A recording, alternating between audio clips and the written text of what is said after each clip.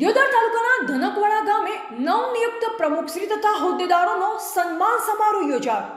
ક્ષત્રિય ઠાકોર સેનાના પ્રમુખ શ્રી દાનાજી ઠાકોરે ક્ષત્રિય ઠાકોર સેનાના હોદ્દેદારોનો આભાર વ્યક્ત કર્યો હતો. દિયોદર તાલુકાના ધનકવાડા ફાર્મ હાઉસ છાપરા રોડ ખાતે તારીખ 9/4/2025 બુધવાર સાંજે 7 કલાકે ઠાકોર દેવસીજી રામાજી પૂર્વ સરપંચ શ્રી ધનકવાડાના નિવાસ સ્થાને ગુજરાત ક્ષત્રિય ઠાકોર સેના દિયોદર તાલુકા જીકેટીએસ નવનિયુક્ત પ્રમુખશ્રી તથા હોદ્દેદારોનો સન્માન સમારોહ કાર્યક્રમ પ્રદેશ મંત્રી શ્રી મુકેશજી ઠાકોર, જિલ્લા પ્રમુખ શ્રી ડીડી ઝાલેરાના અધ્યક્ષસ્થાને યોજાયો, જેમાં ઉપસ્થિત નવનિયુક્ત હોદ્દેદારોનો ફુલહાર પહેરાવી અને હિંગળાજ માતાજીનો ફોટો આપી સન્માન કરવામાં આવ્યું. મહાનુભાવોના હસ્તે દીપ પ્રાગટ્ય કરી કાર્યક્રમની શરૂઆત કરવામાં આવી.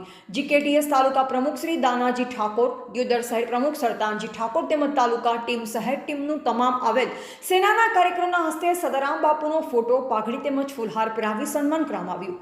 જિલ્લા પ્રમુખ શ્રી ડીડી ઝાલેરાએ સભામાં કહ્યું કે તમે બધા જાણતા હશો કે વર્ષોથી ગુજરાત ક્ષત્રિય ઠાકોર સેના સમાજના ઉત્થાન માટે, સમાજના વિકાસ માટે, સમાજને કઈ રીતે આગળ લઈ જવું તે દિશા માટે કામ કરી રહ્યું છે.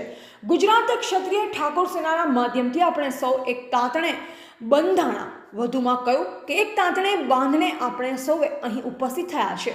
પ્રદેશ મંત્રી મુકેશજી ઠાકોરે કહ્યું હતું કે સમાજને સંગઠિત અને મજબૂત કરો, જેથી કરી ક્યાંય પાછો ના રહે, વ્યસનમુક્ત થાઓ અને શિક્ષણ તરફ આગળ વધવાનું સૂચન કર્યું. આ પ્રસંગે દિયોદર તાલુકા ટીમ શહેર ટીમ ગામડાના કાર્યકર્તા સૌ ઉપસ્થિત રહી નવનિયુક્ત પ્રમુખશ્રી તેમજ હોદ્દેદારોને આગળ વધવા તેમજ વધુ સંગઠિત કરવાની શુભેચ્છાઓ પાઠવી, જેમાં દિયોદર તાલુકા અને શહેરના તમામ યુવાનો, સમાજના આગેવાનો અને જવાબદાર કાર્યકર્તા મોટી સંખ્યામાં ઉપસ્થિત રહ્યા.